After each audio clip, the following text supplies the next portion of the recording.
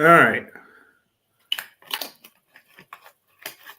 Hey, yo. Landon Delaney's first to comment because he jumped in there so early. You need to change that first comment on there, too. I don't know why it's Yeah. always that, but it's a good video. But It's a good video. You're welcome. one of these days we'll get it updated. Yeah. Oh, man. Go share it in a couple places real quick. I don't even know if I've shared it. I'm going to jump on my phone and see if I've shared it.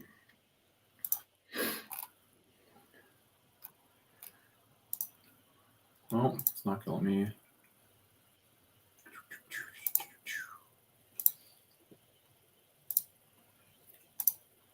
Hey.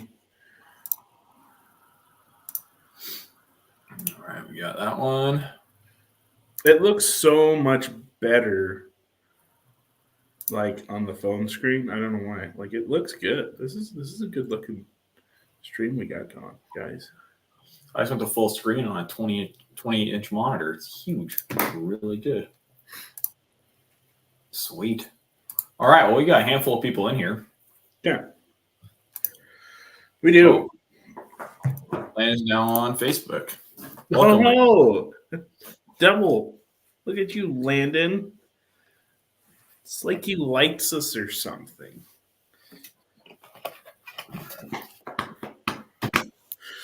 Landon came in and bought a new competition pistol this week. Ooh. Yeah. Landon, what'd you get? It's pretty dope. Ooh, we're up to 5. All right. Should we dive into this? Yeah, let's dive in. Guys, we got a lot of stuff coming up. It's pretty exciting. Joseph, do you want to dive into that schedule for the next month or so? Maybe not next month. Yeah. So starting tomorrow, we have the very first ever advantage shooting competition with carbines. We're calling it the carbine man versus man races. Carbine meaning pretty much anything that has a semi-auto capability and has a stock. So I'm expecting to see like pistol caliber carbines, PDW, SMG style stuff, as well as like someone's probably going to bring a big old DMR rifle. I mean, I'm going to use a larger rifle because that's what I have. And I expect to see like pistol conversion, stock kits, all that stuff. So that'll be pretty cool. That'll be tomorrow, same time as last week, 7:30. Entry fee is $15. I haven't really talked about what prizes are going to be this week. Yeah, I don't even know what those are going to be yet. You know what would be great for a rifle, especially where most people are going to use AGs? A battery. We could give away a Titan battery. That would work. Let's do one of those. We could do that. That'd be a cool one. So anyway, we'll probably do something like that. We might do something different, but that sounds like a good option. Hey guys, before we dive too much further into this, if you can, of course, I know it's annoying to ask, but like, share, and comment to be able to please the algorithm gods, to be able to get as much reach as possible, so that we are able to again grow the community. You kind of sounded like admin there for a second. You said algorithm gods, and you like went into his voice a little bit. You're like, drinking your coffee, eating your beer, sitting on the toilet. Leave a like, comment, please the algorithm gods. It's just like you had that like. I've been saying algorithm gods long before administrative results was ever a thing. Yeah.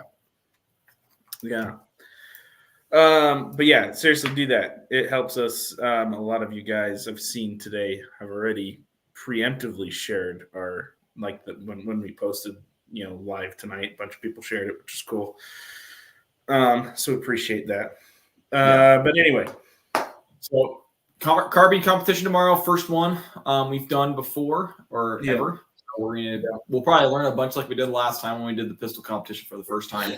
But I think it'll be a really good time no matter what. And we got some stuff coming up this weekend, don't we? Yeah, Saturday is a late afternoon, early evening into night game at Midway, put on by Legacy Airsoft.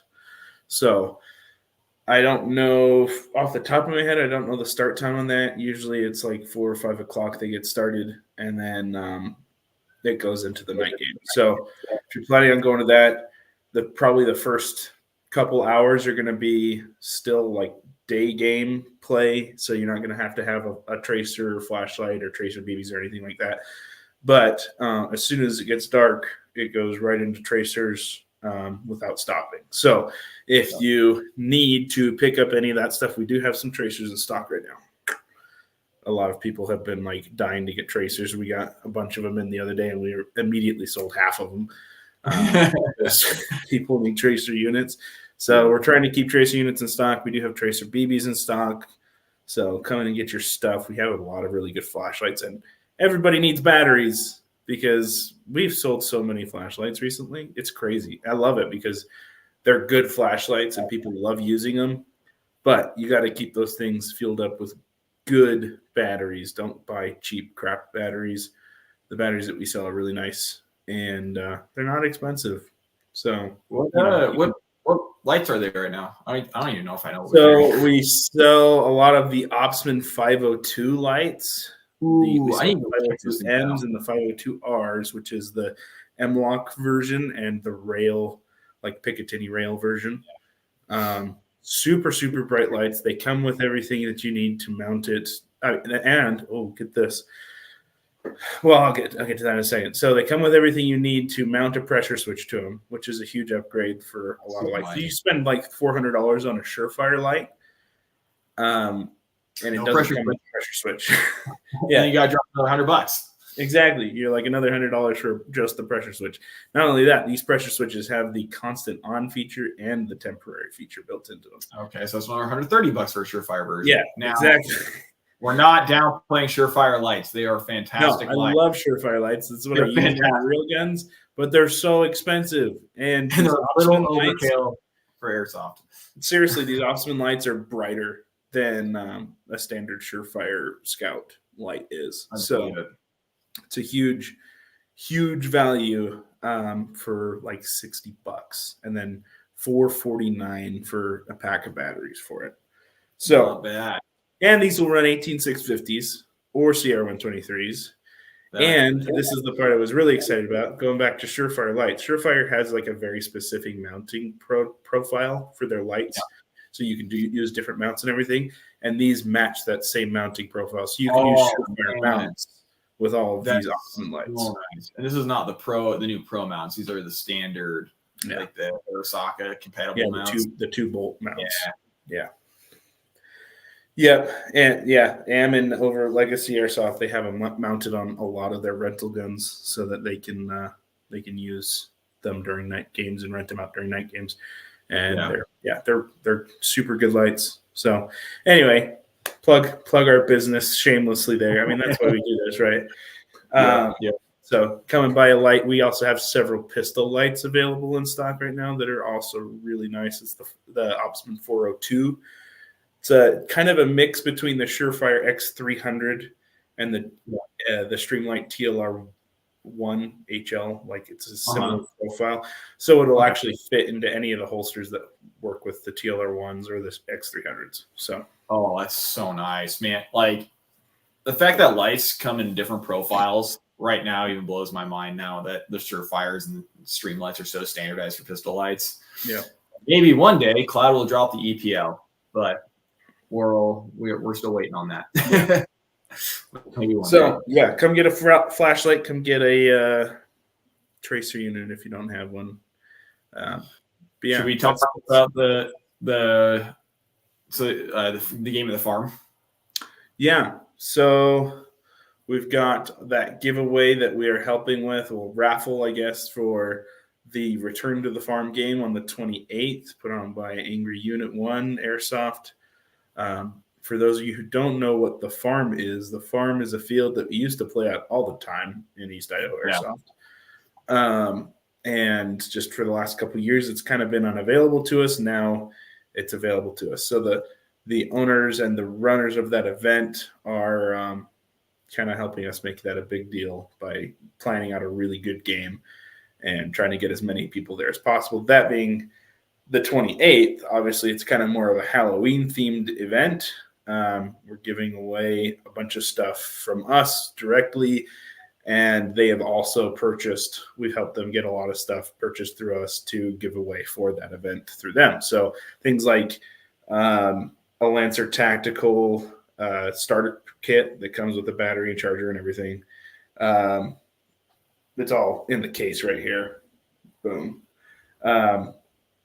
Chest rig, red dot, flashlight, BBs, a pistol. Like there's so much stuff. Like it's literally like It's to be a good giveaway for sure. Yeah, huge giveaway. So big event, big giveaway. But you do need to buy tickets for the raffle through they have a Cash App, Venmo type thing. So I would come into the shop and take a picture of the poster that we've got up here in the shop. You can buy your tickets through that. I believe you can go to their Facebook page and they've got it posted on there too. So I believe so, yeah. Make sure you jump on that. But yeah, it's gonna be a fun game. Lots of different new game modes and stuff on that too. Oh yeah, and next week, of course, we'll continue our pistol competition series as well. So this week we've got rifle, carbine. Next week we got pistols. So we'll keep doing those. It'll be a fun couple weeks. Fun October. It's kind of crazy how like today's already October 10th. I'm like in my brain, it's saying like my brain is literally saying we're halfway through the month. I mean, because that's what like it's crazy. Yeah. Time flies. And we're just getting started for October. It's gonna be a good month. Yeah, like I'm freaking out. I'm literally like 2 weeks away from planning for like Black Friday. That's where my brain's at. Pretty much. Well, should we move on to our next topic? Yeah. Again, guys, if you guys can give us a quick like and share and comment again to please the algorithm of God so that we can reach out to more people, that would be awesome. That is super, super helpful for us to try and get more people through the store and join the community and create bigger games because that's what we're here for at the end of the day, right?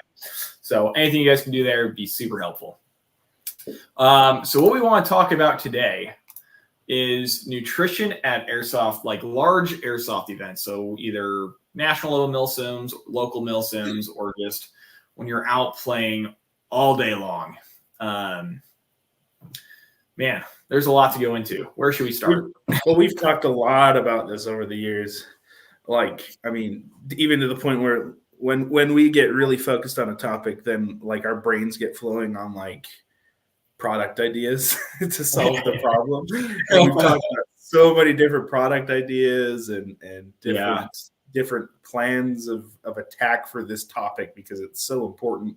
It's like I hate going to events and just crashing hard halfway through the day because I just haven't done my part to plan nutritionally for that event and prior to that event. I think that's a big part of it that people miss. Yeah. Well, it's interesting. I think when I've been at some of these larger games, it seems like that has been the biggest reason why people bail out of the event in general or have to take extended breaks. Are two reasons. One, physical fitness. That is, I mean, most people aren't used to playing at these super large scale games. I mean, hundreds of acres in some situations or more. Like they're just huge fields. So fitness is number one. And number two is nutrition because you don't have food, you don't have energy.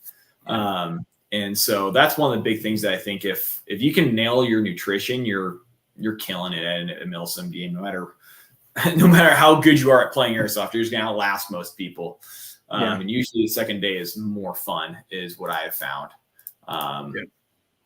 over the years. So, right now I'm in a group chat with a bunch of guys who are getting ready for a milsim, and it's really cool kind of seeing how they support each other and help remind each other, like, hey, make sure you're going out for hikes, getting physically used to the long durations of strained exercise. I mean, that's what it is. Like you're carrying tons of gear with you and you're hiking probably more than you normally would.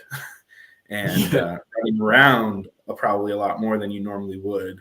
And then the adrenaline spiked and everything too. So it's like exposing yourself to like airsoft events prior to the event so that you have that stress induced factor. You can kind of inoculate yourself to the high stress, high adrenaline reaction that you're going to have physiologically and mentally during the events. Prepping yourself to be hydrated properly weeks, not just the day before, but weeks before the event. And then the days coming up to the event, making sure that you're well rested and that you're eating properly. Because a lot of that stuff that you consume in the days prior to a big event like that is going to make a huge difference on your endurance and your ability to, I mean, I think first thing that comes to mind is like not feel sick at an event. If I'm eating like crap 2 days before the event, it's just going to happen to work out that I'm going to get hit with all the crap, slow, drained energy during the event rather than feeling, excited and energetic and ready to go. And it's also kind of tough too, because a lot of times you're traveling to these things, either across the country or you're driving 10 plus hours. And so a lot of times you're arriving on fast food, which is, I mean, there's a point where it's unavoidable, but there's a difference between eating like Subway and eating pizza for 3 days, right? So it's just trying to choose the food that you are eating, especially when you're traveling or things like that, to keep in mind of what you're kind of about to do, making sure that you're getting that calorie intake as well as the protein intake, and all those things are going to prep you for a crazy event that we do. Yeah. So, yeah. But when it comes to on-field nutrition, this is something that I have tested. I'm not going to say super extensively. I'm nowhere near a nutritional expert, but I have figured out what works really, really well for me over the years. And so what I've always done is I eat really boring food for the most part, but I almost always try. So American Milsim games, this is specifically the games I'm thinking of, where we usually stay in an Airbnb or hotel or something like that. And so we have a place to cook. So I'll almost always do eggs first thing in the morning, eggs, toast, something. So you get some carbs, get plenty of protein first thing in the morning. And then when I get out to the field, usually I'm pretty good for the next couple hours because I've actually had like a meal. But the things that I think about, or the types of food that I like to have on me so I can just eat throughout the day, are, those little pretzel nuggets. So it's like a hard pretzel, not hard pretzel, but a pretzel exterior with peanut butter on the inside. Yes. So you're getting your carbs, you're getting your salt, and you're getting your protein all in one tiny little wrap. And they're super easy to eat and chew and all that kind of stuff. So you're not like dealing with that. But like when you're walking back to a fob or Respawn or wherever, super easy to munch on. Yeah. And that's probably what I eat the most of. Between that and granola, I do a fair amount of granola because that's just like your carbs, which you're just constantly burning all day long. Yeah. The next in that lineup is going to probably be, I do, what is it called? The dried meat. I am jerky. Jerky, thank you. Sorry, guys. I am like, well, I mean, it depends on the language you're talking in. It could be also. Anyway, so jerky, yeah. I specifically get a Sweet Baby Ray's jerky. One, because I think it actually tastes good. And two, it's moist. So it's not taking a ton of saliva and stuff to try and get that stuff down your throat. I'm not going to say like eating candy, but it's probably about one step down from that. Yeah. It has more sugar content than I'd like, but I'll take that with the easy digestible, or I guess easily chewable and swallowable thing versus I just hate gnawing on jerky all day. That super tough stuff. So that's why I go for that stuff. And Sweet Baby Ray's is the best flavor on the planet. And I'm similar with jerky. Like I can't stand like the really dry stuff when I'm out doing stuff. I mean, like I'll follow the same like nutrition, like eating field nutrition regimen when I'm hunting and when I'm playing airsoft. Like it's really similar, like easy to eat stuff that you keep in a pouch that you can get to easily. Like honestly, not even in a pouch in your gear, like in a pocket on your pants. Dude, I keep it in a dangler. Yeah, I think dangler's the perfect spot for it. But so then I do immediately there. And jerky, Super man, if you accessible. get that really dry stuff that just gets stuck in your teeth, then that's bugging you all day long. Your teeth hurt. And it's No just fun. obnoxious. Yeah. So then I'll do a fair amount of jerky. And lastly, I'll do trail mix. And so that's going to be primarily, I do like the Walmart brand of trail mix, nothing special, but it's got a lot of different nuts, a lot of peanuts. So you're going to, again, more protein, has raisins and some M&Ms. So you're getting a little bit of that sweet sugar for the variety. A lot of guys are just like, you're burning so many calories, eat super high sugar stuff. I have found for me, that doesn't give me the correct energy I need because it's not, I don't know if it's true for everyone. I'm not a nutritionist. I don't know that much about it. I just know it doesn't make me feel good when I am doing these things to be pounding candy bars. Oh, and the last thing, I actually forgot about this. This is probably the best thing I've discovered is at Walmart. There's something called, I want to say IQ bars, and the branding on them is for brain function. That's like helps you think better on all this stuff. But I saw these things. I was like, these look really bland. That's exactly what I'm looking for. Something super bland that I can just eat and it doesn't cost me a whole lot. And it has some chocolate chips, but then it has a bunch of other just like whatever. I don't know exactly what it is. Yeah. But those were game changing at Copperhead 2 years ago. And now I didn't know what food we'd have when I went to Indiana this last year. So I bought them here when I knew I could get them and flew with them. So I would have them on the field. Like they're that good. IQ bar, if you ever see this, I would gladly take a sponsorship. Yeah. One of the cheat codes I've found over the last couple of years, like kind of going back to the bars, is those Gatorade chews. Like if I'm really having a hard time hydrating beforehand, this is something I started doing with games beforehand now is I'll get like some of those Gatorade chews, the gummy chew things that you buy in like a bar. You rip them off in segments and eat them. Or you can buy like the gel stuff. There's a couple different brands for those. But then the Gatorade, it's like like the Pedialyte stuff, the really condensed electrolyte stuff. I've started now drinking one of those like right before the game, like an hour before the game, just on a regular Saturday, especially when I know I'm going to get really warm. And then I bring like a half gallon of water with me so that I'm kind of prepping with those electrolytes before I start losing them. And then I'm rehydrating as much as possible during the game. And that has helped me a lot. So one thing that is even better than that stuff. So that stuff's pretty good. I've done that stuff before. But the stuff I found that has beaten literally every other combination of electrolyte drink I've ever tried is Liquid IV. I'm pretty sure Hayden is the one that told me about it. Yeah. And I tried one, dude. I felt great the next, so usually at Copperhead, if you guys aren't familiar with Copperhead, it's southern New Mexico. You're like 2 hours from the southern border. It's usually like 90, 95, 100. Some years, like it's hot. There's zero cover unless you're in a building. Other than that, you're running around outside all day. It's brutal when it comes to heat. But those liquid IVs, I did, I think, 2 or 3 of those throughout the day. And dude, I woke up so good Sunday morning. I kept going. I didn't have an issue. Like, again, liquid IV, I will gladly be a spokesperson for you. That is a good product. We'll have to have Jagger and Hayden at some point. I don't know if they're going to watch this at some point. Hopefully they do, but have them. I know Hayden has tried. He's given me a couple, powder packets, and they've got some caffeine in them too. But it's similar liquid IV type deal. But you like put them in your mouth and you hold them under your tongue for a minute and let them absorb, and then you drink them. And Jagger's like a physical nutritionist and all sorts of like physical therapist or whatever you call him. He's a trainer. Jagger trains a lot. I would love to get some of his input. Maybe I'll have to talk to him this week and see if maybe we can have him jump in where they're planning for that event and kind of give some of his input sometime. I think that'd be awesome. That'd be interesting.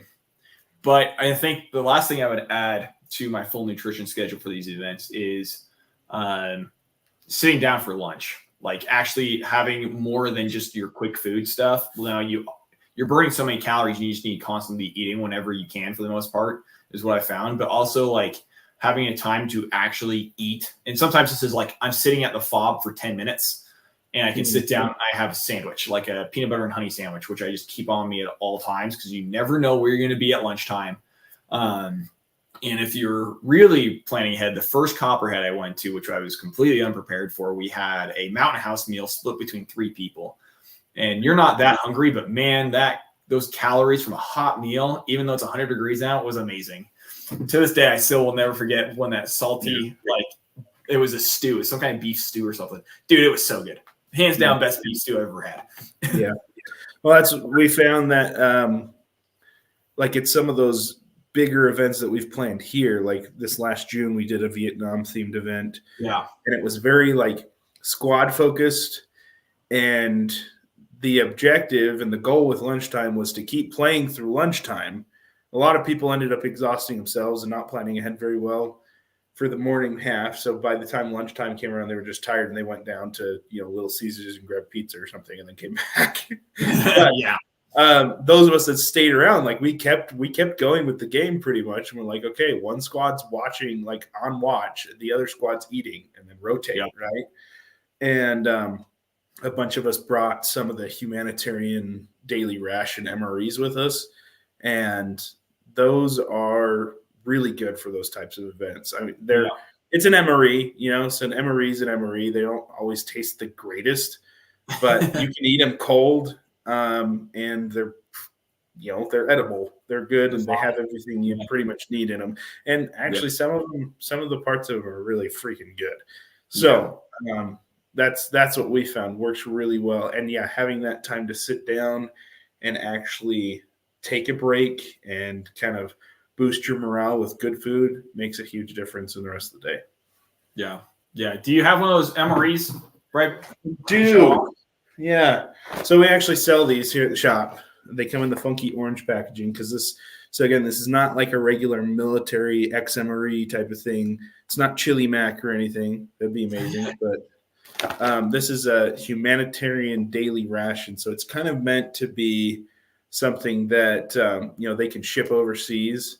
And like in emergency situations or in low income situations, they can pass these out and people can have a decent meal, basically everything that you physically need. I was doing a little reading on them earlier, and they're 2,200 calories. So for a lot of people that are really active, it might be a little low. It might be a little under the daily calorie intake they need. But for a lunch, 2,200 calories is a ton.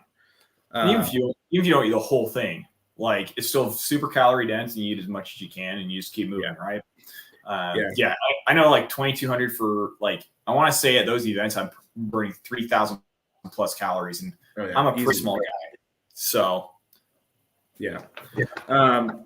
Anyway, I'll break this open for you to show you kind of what's in this thing. About said up to 15%, I think, is protein, up to 27% is fat, and then 60% of it or more is focused on carbohydrates. So it's really carbohydrate dense. Obviously, like you said, kind of getting that quick energy that you need throughout the day is super important. That's the carbohydrates help you do that. This one comes rice and vegetable. So it's almost like a stew. It's kind of like a pasty stew, but these are actually really decent. A lot of the time when it says rice and vegetable, it's going to be like rice with almost like a gravy, like tomato-based type gravy. And then the vegetables are going to be like stuff like tomatoes, potatoes, lentils, peas, stuff like that. So these are usually, they all taste pretty much the same. It's like a tomato-based type of flavor, but they're really good. You get some of that acid flavor in them. They almost always come with like a little strawberry jam packet, which, like I was talking about, those gels. Like if you need some quick sugar pick me up, this is something you don't even have to eat it with your meal. You just stuff it in your pocket and carry it with you, and then eat it quick when you need some energy. Yeah. They always come with a couple cookies or crackers. These oatmeal cookies are actually really good if you pair them up with hot chocolate on a camp out. These are super good. I did that pretty recently. And then they've got like their nutrition cards and stuff in them too. So if you need that information. The shortbread cookies are way good. And just as a note too, these will keep for up to 3 years in 80-degree weather. So if you store them at 80 degrees, they'll be good for 3 years. If you store them lower than 80 degrees, which isn't hard for most of us in Idaho, they'll stay for a lot longer than that. Is that the whole pack or just those cookies? Oh, that's half of it. That's half of it right there. Peanut butter. So again, you want to throw that in your pocket, or you can eat it with like the cracker, the cookies.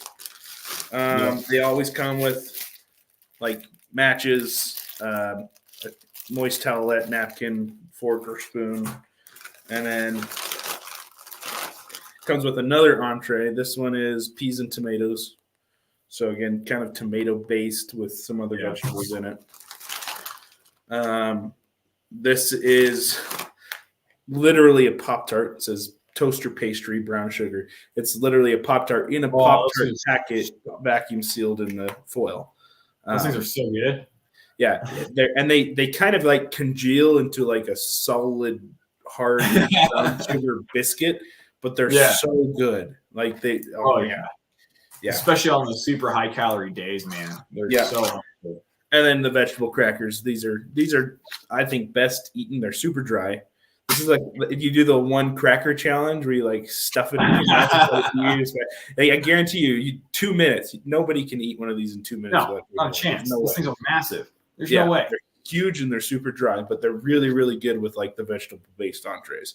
Super, super yummy. So yeah, that's everything that's in one of these. There's like 5 different menus, and then they've got like an A, B, C, D type. It just depends on which company manufactured it and what's going to have it. It's kind of a random game. But I think we have in stock here at the shop, we carry, I think it's menu D, and then every case has those 5 different meals. So yeah. So we got a few comments here. Tyler Jenkins, or Spoons, as most of you guys know. You guys know him. He's had these before and says they're absolutely amazing. We had a few comments about price. How much are we selling those for? They're not that expensive. I think they're $8.99. So much a good price. $10 for like a huge meal. That's 2 meals. If you're going to a MilSim event, that's like 2 full meals. So. There's no way you're beating that price anywhere else, honestly, for something like that. That's a really good deal. Yeah. And we have the heaters in stock too, and those are like 99 cents. I used one of the heaters on one of our last hunting trips, and the heaters are hands down way better than the ones that come in actual MREs. Like they are volatile. They boil water so fast. It's crazy. That's great. I need to try one of these days. I really do need to sit down and try one. Yeah. Guys, just a reminder, as usual, if you can like, comment, and share this post, that'd be awesome, just so we can reach more people and continue to grow the community, because we're already fighting social media people who don't love what we do. Yeah. So I was going through notifications on Instagram earlier today, trying to make our posts more compliant so that people would see them. But there's no way. They're going to keep blocking it. Yeah, pretty much. But the more that we can share to people, have you guys share our content to people, that would be awesome, because that's what really gets through to people, is people sharing our stuff. So if you guys can do that, that'd be super helpful. So thank you guys for taking a second to like and share and things.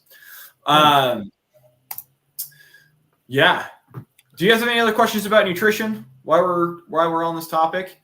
I am going to be right back because I have something I want to show you guys this week, and I forgot to grab it before we got here. So we'll wait here for a second, see if there's any other thoughts or comments about nutrition, and I'll be right back to show you something I've been testing recently. Sweet. Yes, Tyler, they come with a spoon, and it's the fun brown MRE spoons that you love so much. I have them in cases, so if you guys are ever interested in stopping by and getting a whole case, I'm sending a case with the guys that are going to 1861. So yeah, it'll be fun. Cool. All right, Derek, what do you got? Yes. So this is a new product that just hit the market recently. I saw it on Instagram, and most of the time I see Instagram ads, and I was like, that's really dumb. This one, I was like, this is incredible. So it's kind of a funny company name. It's called Summer of Bummer. So I have a Haley Strategic Flat Pack here I picked up a while back. But the cool thing about this is you can pull it off. And so there's a MOLLE panel here that you can put whatever you want. So you can put on multiple different pouches and things if you want. And then you have a receiver on your actual back panel. And it's cool because you can take this on and off while it's on your, like when you're wearing your plate carrier. And it's just super, it's literally this easy to take on and off. Like it's probably faster for me to do it while I'm wearing it now. It works super, super well. This is just kind of their Gen 1. It's not a perfect product, I will admit. I've actually talked to the company about a handful of things where I was like, I don't love this, but it's fine. And they're I think they have some exciting stuff coming in the coming years, is my guess. But this is by far, I've tried Joseph, how many back panels have I tried? A lot. I mean, and not just tried, like you buy them and then you defile them to try to make them work and meet your needs. And they never are quite exactly what you need. I've even gotten to the point of prototyping my own back panels, like pretty dang close to production kind of like design. Yeah. And then another company beat me. They had almost the exact same design. I wasn't going to. Here you go, guys. Ready? Colby Troxel. There you go. It's off again. But yeah, I think what they're saying is they want you to put it on and then take it off. Oh, I see. Which I think that would be a good thing, because you were showing me at the game this last week, and it's actually surprising to me how easy it seems to do. I thought it would be more difficult. Yeah, here, give me a second. Guys, by the way, tubes are the way. Yeah, first beer, baby. Actually, these are not first beer tube, but these ones are amazing. So, there we go. So all you do is literally just pull it off. Wow, that was easy. And it's literally just you just line it in, push it back. Give a little bit of a tug there, but it's that simple. Now, of course, this is unweighted. I personally wouldn't put much weight in these. The plastic they use is fine, but it's got a fair amount of flex, as you can see here. So I don't love that. But at the same time, like, there's only so much you can do with plastic. So yeah, either it's a little bit flexible, it's going to bend with your carrier a little bit, or go something more rigid, but it's not going to be as comfortable. So yeah. I don't know how BB proof it is. My guess is with the thickness of it and things, I wouldn't be too concerned being BB proof wise. I got shot in the back, at least in my backpack. So I can't say for sure that this is 100% BB proof, but if you've got your panels on or whatever you've got on there, your pouches, I personally wouldn't be too concerned about it. And they're super affordable. If you guys are interested in us carrying these things, we can see if we can get a few of these in stock. So if you're interested, leave a comment or send us a message, and I'll see if we can get any of these in stock, because these are they're pretty sweet. I'm gonna be honest. This is hands down my favorite back panel that I've personally used to date, and I will definitely be using it at the next American Milsim I go to, which will probably be early next year if things goes as planned. And I forget how comfortable my plate carrier is, so I'm just gonna leave it on for tonight. I'd be interested to see how well that does, with some weight to it. One of the things that you and I talked about with it is if you are kind of a serious operator, cool guy, and have a need for like a demolitions guy on your team, for instance. Yep. That would be a great panel for someone who needed to keep a flashbang or some explosives in a bag or whatever that they need quick access to. Or like if you're at an airsoft game and you're like, holy crap, I'm going through way more mags than I thought I was. I've got 4 mags staged in my back panel. I can just grab that really quick, restage my plate carrier, put the empty mags back on my back, and you're basically loaded type thing. I don't think I'd put grenades in there for quick access. I don't think it's that fast.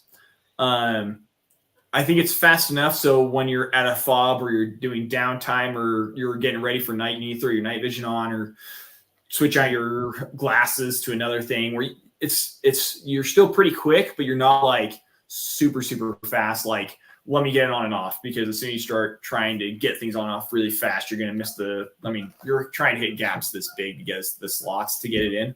So I don't think it's like flashbang fast. I think it's everything else. So your snacks, if you need to if you use your dangler pouch, like I do right here, for snacks, it's a great way. Well, you don't want to carry all the weight up there. You can throw a bunch in your back panel and then refill when you're at a fob or downtime, you're hiking. Or like with my current setup, I run a lot of my, it's kind of silly thinking about it now.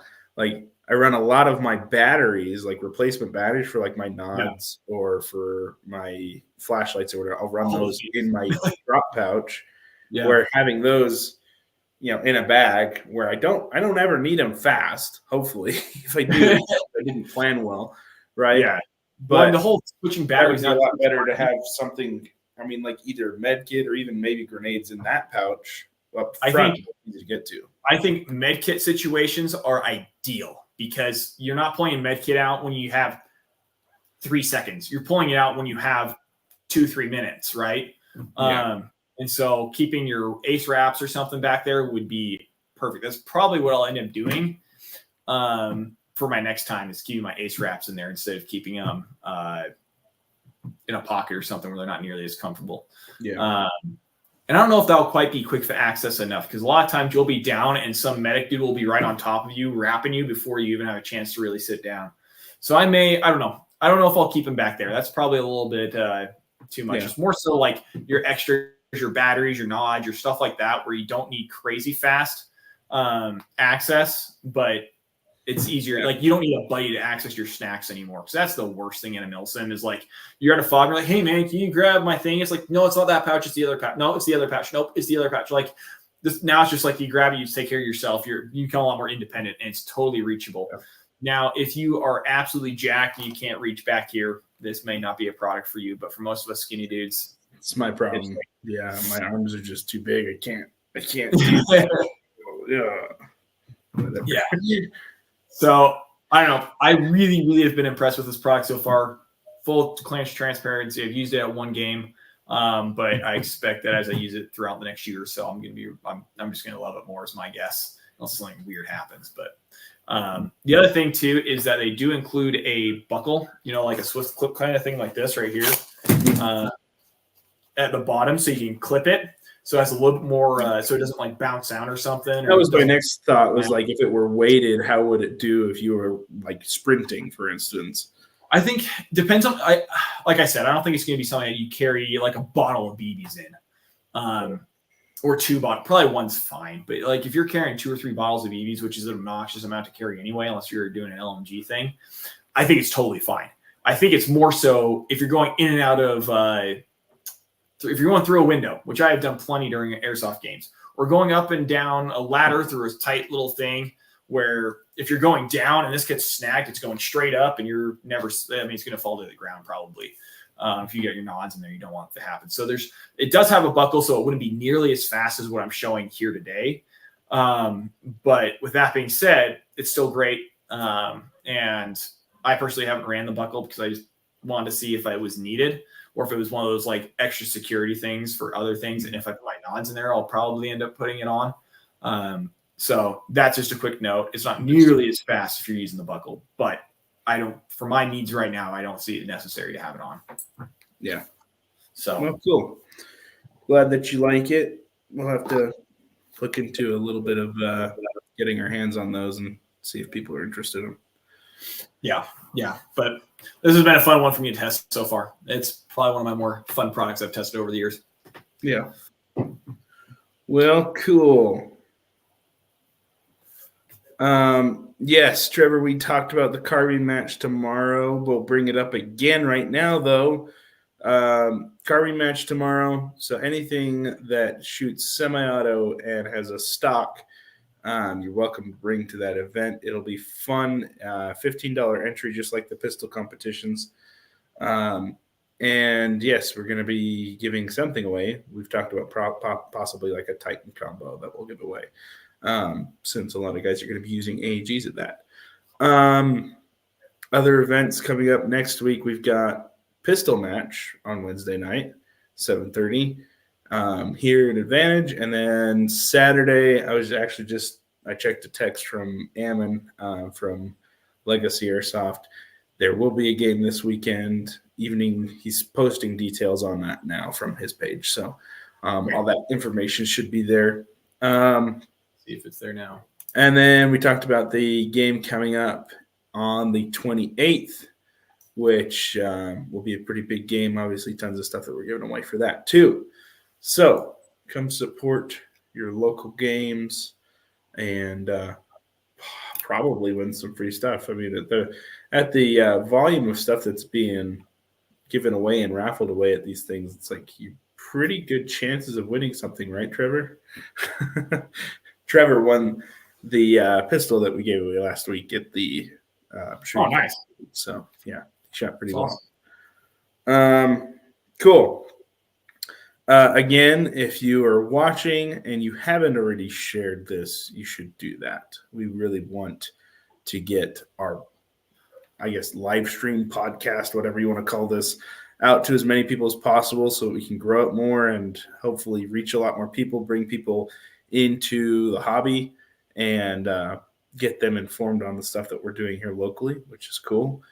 But yeah, we can't do that without your help because we can only share so much and then we get kind of shut down. So if you guys help us do that, it's a huge bonus. We are live streaming on Facebook, YouTube, and Twitter X right now. Twitter, yeah. So make sure if you have any of those, you go comment, like, share, do whatever you can. So before we jump into your last topic there, Joseph, do you guys have any topics you would like us to cover in the future? Is there anything you guys are wondering about or would love to just see me and Joseph rant about for a while? We've got way too much knowledge about this hobby, I think we can officially say. So if there are things that you guys want to hear about, please let us know. We'll definitely try and get that scheduled for future conversations.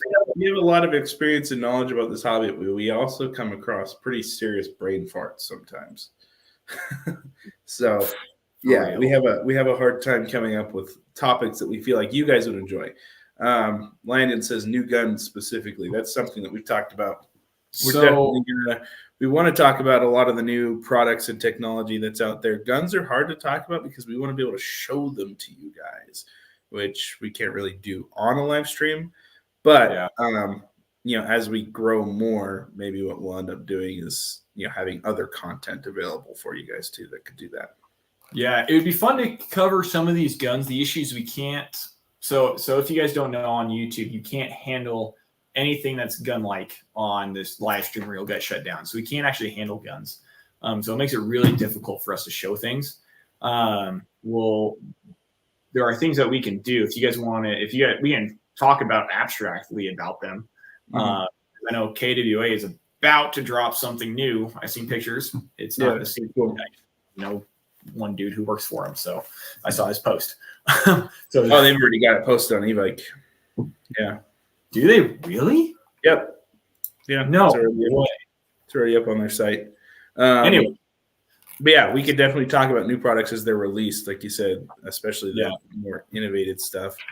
I like Trevor's suggestion. He says pictures and drawings while we go over tactics for airsoft. So like if we're talking about room clearing, we're talking about like squad tactic maneuvers, that type of stuff. It's something we've talked about discussing that I think would be worth bringing up. And we can definitely prepare some diagrams or graphics for you guys for sure. There's definitely go ahead. There is a Orion training group literally builds houses with paper and uses stick figures, or not stick figures, but they're like Lego guys with guns, and they talk about room entry tactics with these little Lego guys. So we could totally do something like that. I'm by no means an expert on CQB, but I know my way around a shooting house a little bit. So, Yeah. I liked Jory's comment. Not that I'm biased or anything, but she says, with holidays around the corner, gifts for airsofters, maybe specific episodes or things that we can show parents or partners that they can reference for gift ideas. That's a good idea. Like, what do you get? What do you get an airsofter for Christmas? Ooh, yeah, that's actually a pretty good discussion. We'll probably want to wait till let's do that before Black Friday. That'd be a really good one. Yeah, we will do for some sure. And stuff. That's a good one. Yeah. Landon also likes the tech tips, so that's definitely something that I think we're going to right now. Yeah. So today's tech tips. I had a couple ideas for something today, but one of the issues that I've seen a lot at games recently is you'll hear someone out there pew pew pew pew pew pew, shooting away, and then you hear reew. It sounds like a crappy old electric drill screwdriver going off, and they're like, "Oh no, I broke my gun!" But what is it? 90% of the time, it's just a motor height adjustment screw, right? Which we can't show on here, but it's that the motor height. So I think let's break this down a little bit for guys that may not totally understand this. So your motor engages gears in the gearbox. I know, mind blowing, right? But you can adjust that height ever so slightly, so you're meshing with those gears just right. And that's one of the things that we do when we do your yearly tune-up or overhauls. That's something that we do to make sure that everything's meshing correctly. Yeah. But there's a screw in the bottom of your pistol grip on M4s. That's what we're going to stick with because that's what most guys run. That adjusts that height of how it's meshing with those gears. Yeah. So one of the biggest issues that we see, in fact, on this big batch of ROTC guns that I just finished, this is something that we went and did on all of the M4s that we worked on for them, is we went and applied just a little bit of blue Loctite to the threads on just about everything that might come loose. Which is those things. Yeah, a lot. Set screws and motor grip screws and buffer tube screws, and especially the motor height adjustment screws, because that was one of the biggest things that we noticed with that huge batch of guns. They're like, well, it just doesn't work. It doesn't work. It doesn't work. It's either locked up or it just makes a weird sound when you pull the trigger. Well, the ones that were locked up, a lot of them were just that screw was just pushed in too tight. So there was so much pressure on the motor that it couldn't turn. Or the ones that were just making a weird noise and not actually shooting, it was too loose. And so they're just sitting there spinning and not engaging the gears, or partially engaging the gears, and they're causing damage that way. So you can go to a hardware store or pretty much any grocery store just about is going to have a little bottle of Loctite. And you want to make sure you get blue Loctite. Don't get red Loctite, which is confusing because, mind you, the Loctite brand comes in a red bottle, but it's blue. That throws Blake off a lot. It's confusing. But you can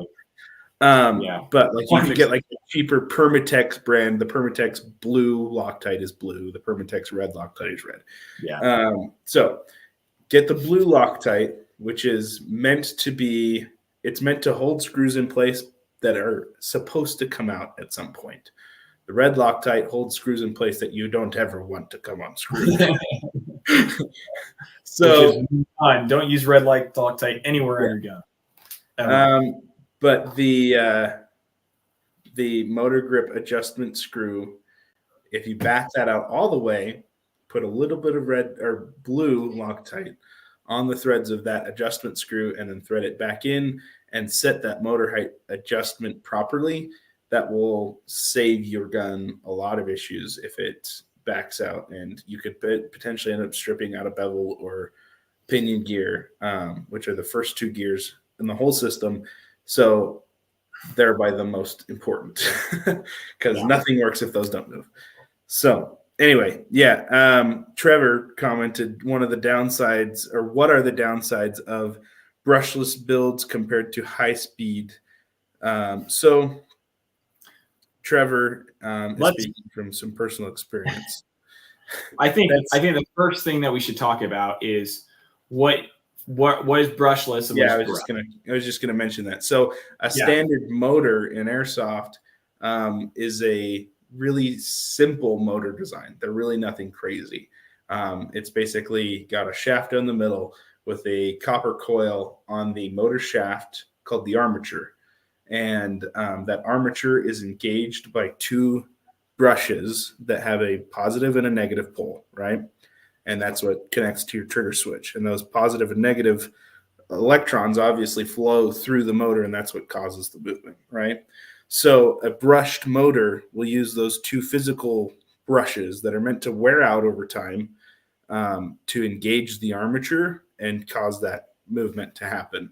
A brushless motor is a little bit more complicated. I mean, you could basically a brushless motor you could also call a digital motor, right? It uses multiple magnetic points with a pretty complex computer and circuit board to turn the armature rather than having physical brushes that touch the armature.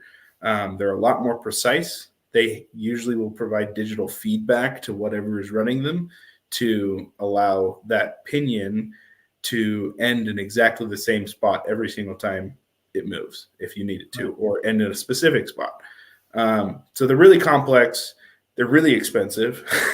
And for airsoft, they're really cool because as technology has gotten better with motors, these really complex digital motors have gotten stronger and more compact, which means that they fit into more types of guns and can do a lot for performance.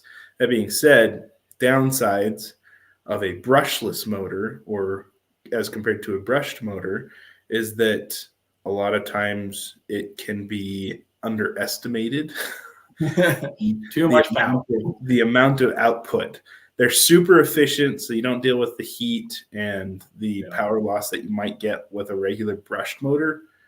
And so because of that, the output is a lot more consistent and a lot more energy efficient. So you get more output, more power for less energy used, which means that the output's a lot higher in potential. So a lot of the issues that we see with brushless motors being installed into airsoft guns is that you end up with teeth being ground straight off of your gears. There's so much torque and speed instantaneously that airsoft gears usually, especially stock airsoft gears, really aren't designed for that much energy going through them. And so it causes a lot of problems if they're not built properly with the right stuff. So you basically need to upgrade your whole gearbox if you want to use a brushless motor, which is totally doable. We've done it. But yeah, it's not something where you can just throw one into a stock gun and expect it to be okay. They're kind of a whole nother level of builds. But they're pretty fun. Yeah, they are. The potential for performance is a lot higher, but you end up spending a lot more on some of the more important components in a gearbox, like the bearings or bushings and the gear specifically. You have to run an ETU with those as well, like electronic gear unit. No, you actually a lot of the standard ETUs that are on the market right now, like Gate, just barely are catching up to brushless motors, and they just have released a lot of updates to actually work well with them.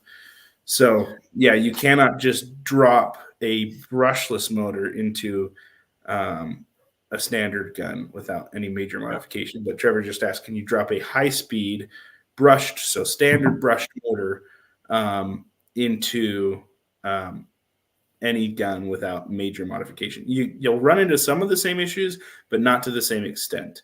If it's a good quality gun, then you pretty much if it's a good reputable brand, you can pretty much drop like a good high torque or high speed motor. And you want to make sure you get the right thing. High speed motors and high torque motors are completely opposites, right? If you put a high speed motor in a gun that isn't built for it, then it's not going to work well. If you put a high torque motor in a gun that isn't built for it, then it's not going to work well. So you really need to make sure you get the right combination of parts. but in most standard guns, I would say I get asked this question in the shop all the time. What's the best way to improve my trigger response? And one of the best, cheapest options to improve trigger response is going to be getting a better battery solution. Like a Titan battery with a stock setup is going to do a lot. But a good high torque motor with a quality gun and a good battery is going to do a lot for pretty instantaneous trigger response in most cases. It's all just kind of a matter of balancing that and finding the right solution for your setup.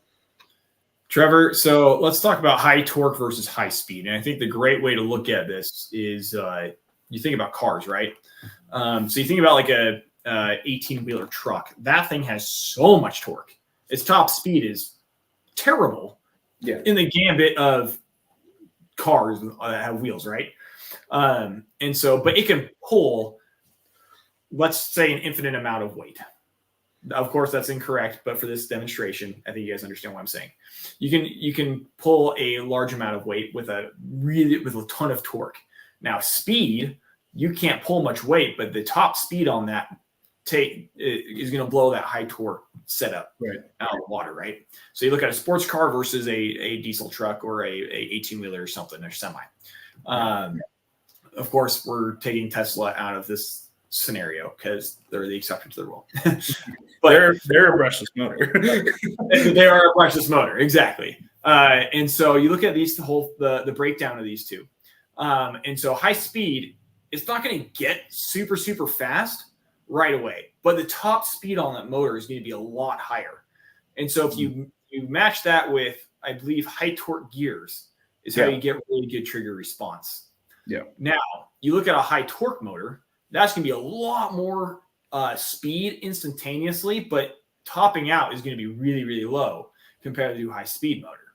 Yeah. And so if you pair a high torque motor with high speed gears, you're with a decent spring, that's where you get your instant. Yeah, that's right. Yeah, instant response. And that's usually what I have done in the past is a high torque motor with high speed gears. So 12 or 13 to 1 ratio for your gears, and your trigger response is pretty dang good. And for reference, Trevor, specifically for you, with the gun you just bought is going to be a high torque with high speed gears. And with the ETU to get that added benefit as well. Yeah, and that's the ETU part is really important because like can you time high torque gears or high torque motor with high speed gears to work with not an ETU? Yeah, you can. You can time your trigger and everything to work properly with that, just depending on the setup. But typically, a high torque motor with high speed gears paired with an ETU is going to give you that benefit of timing everything properly so that you get that really fast trigger response with very little amp draw, and vice versa with a high speed motor with high torque gears. If you've got to pull a really hard, heavy spring back and you pair a nice high speed motor with a nice set of high torque gears, then you're going to be able to, again, time that whole setup properly. This is actually perfect because you've got Trevor's gun that he just bought the other day that has 12 to 1 gear ratio in it. A standard gear ratio in an airsoft gun is 18 to 1. And so it's got a nice high torque gear in it, or high torque motor.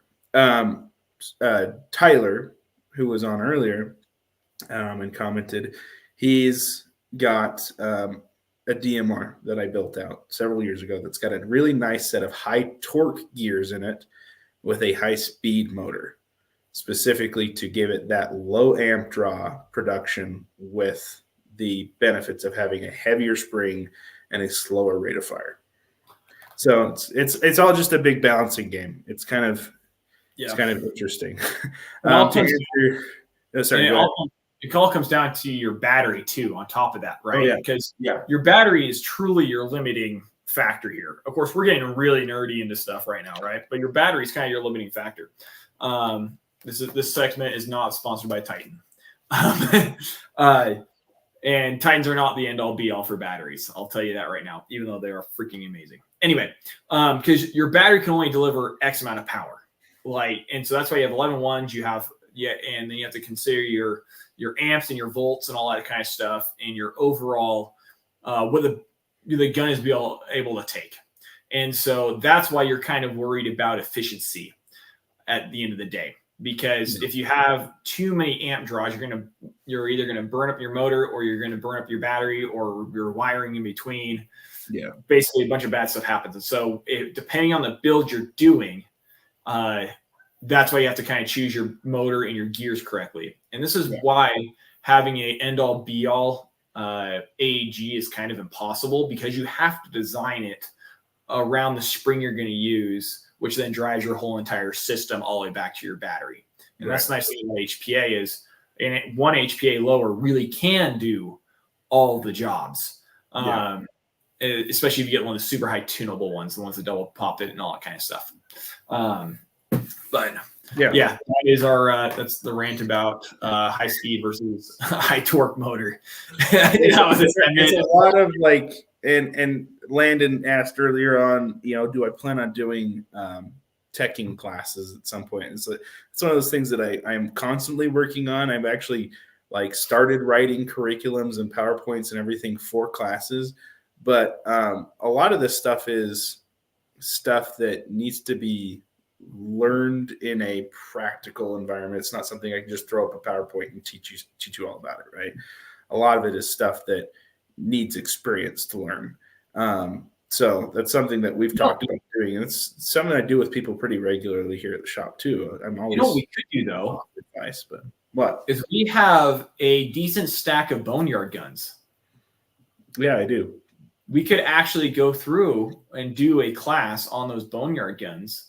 I mean, you pay a small fee and you get all the parts needed to, do whatever step that is that week, right? If that's replacing a hop-up bucking or opening up a gearbox and doing something in there.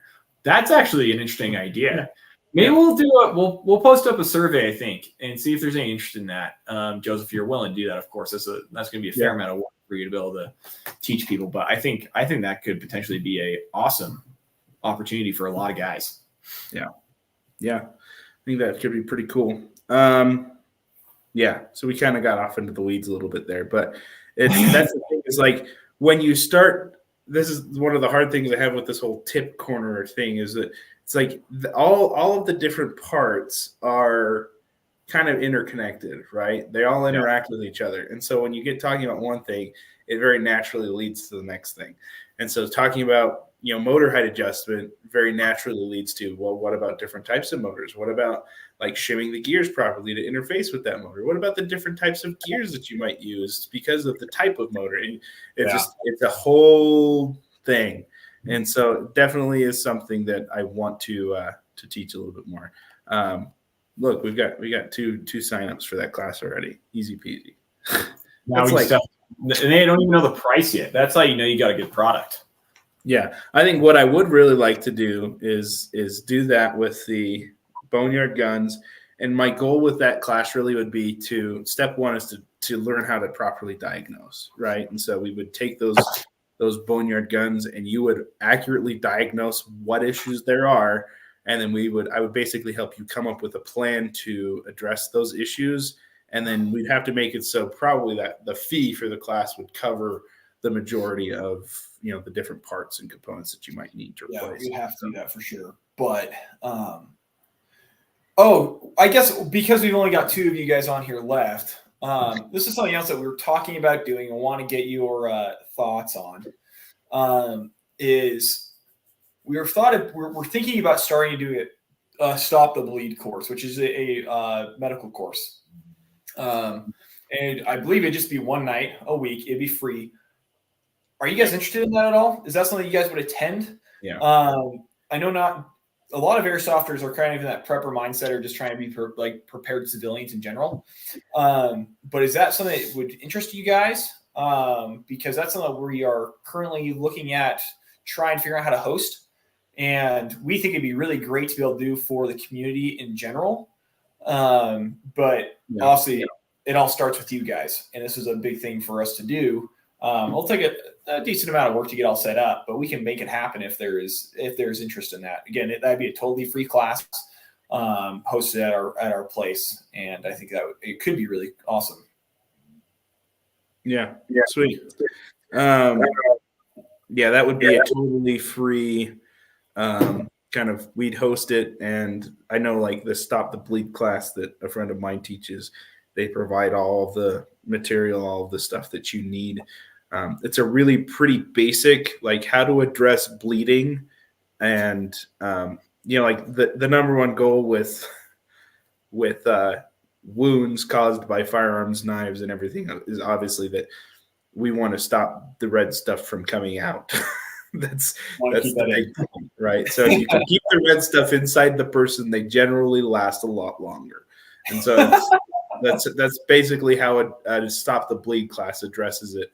It's pretty general, just teaches you the good basics of blood loss control to prevent death, basically. So I think it would be really good to host, and sounds like Trevor says he was already planning on going to one. So Trevor, you better not come to your other friends and come to ours, or both. Come to our friends. But for those of you who just joined, we're talking about doing a Stop the Bleed class, and probably next month or so is kind of the hope. Possibly hosting this semi-regularly as well, and just seeing kind of what we can do there for the community, because that would be really cool to be kind of the place that everyone goes for Stop the Bleed. Just to be a resource for the community. Obviously it's free, so we're not making any money off of it, but just trying to help build the community in any way we can. We also need to kind of wrap around on some of those radio classes we've been talking. Nobody knows, including myself, knows how to use a Baofeng effectively. I've learned at one point, I always not break them, but I don't program them correctly. But we should do, even if it's not a full, like, what's the certification? Ham. Yeah. What I would think is we do something that's more like a radio basics, like what's the difference between, like your standard radio frequencies and like your CT CSS settings, basically. A lot of people call it encryption, but really it's just a subtone that makes it so that you can hear your buddy, not so that no one can hear you. I think that'd be a really simple, probably would be a fairly quick class. But yeah, we could definitely do something like that. I mean, there's no reason why we couldn't do something simple. I mean, most people now have Baofengs too in the community. There's no reason why we couldn't teach them how to do some quick on-the-fly programming for when they go to an event that's not an EIA event, but want to talk on a comm channel and just have a basic understanding of how to do that. Doing something like that, I think would be super easy, and I think a lot of guys would be interested in that. Yeah, maybe we can come up with something that would include a UV5R in the ticket price. That'd be kind of cool. Yeah, something like that would be awesome. Yeah. Sweet. Well, yeah, let us know what else you guys are interested in. We definitely would like to do more classes as we get through the winter. Obviously, that's going to be something that we're going to need to spend our time doing something. The other thing we could do, we have senior comms at a DSG building. If we want to run a special class on something like that for a few times, we probably could. That's a whole nother can of worms. It's a monster. One thing that would be interesting. Oh, hey, that's literally what I was going to ask you next. Good job, Landon. You're on top of things. Is if we start holding, maybe not so much. I'm not going to say full-on force classes because we can't really shoot at each other within our current facility. But we could do basic CQB stuff in there. There's no reason why we couldn't teach that. And like things like weapon retention and weapon handling would be something that we could do pretty easily. Oh, totally.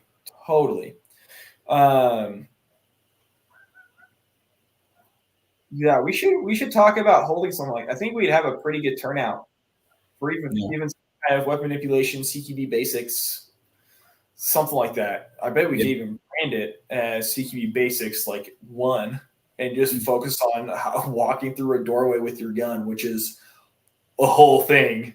It's not complicated, but there's a lot of little things to consider when you're walking any kind of doorway, not so much doorway, but any kind of narrowed area, Yeah. High, low, over shoulder, all that kind of stuff. Anyway. Yeah. You're speaking my language. This is literally the stuff that I'm trained to teach. Exactly. One of these days we should actually do it.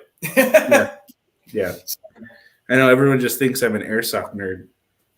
I gotta show them what I'm really capable of. I wish I could say I was more than an airsoft nerd. I just have been able to do cool stuff as an airsoft nerd guy. I can admit that. Yeah. Oh, cool. Let's rent a warehouse. Well, Trevor, if we can find a warehouse to rent, actually, we might be able to figure something like that out. Yeah. Coming soon, probably. Yeah, we might be able to make something like that happen. We have access to at least one warehouse. At least one. That would be kind of cool, actually. Yeah. All right. Well, guys, that was a solid live stream. Because I think we'll probably call it a night. Thinking about an idea next week, possibly going over play carrier setups. Me and Joseph have very different thought processes there, and that could be a really fun conversation. We love talking about gear. Be a cool way to show off some gear without breaking all the guidelines. Yeah, because we can do that, and then we can do belt setups another week too. I think we'll talk about play carrier setup next week, as you guys have seen a little bit of mine on this week. But let's do that next week. That'd be fun. Yeah, cool. Well, all right, guys. Yeah, we will talk to you guys next week. Okay. Sounds good. Appreciate it. Talk to you guys later.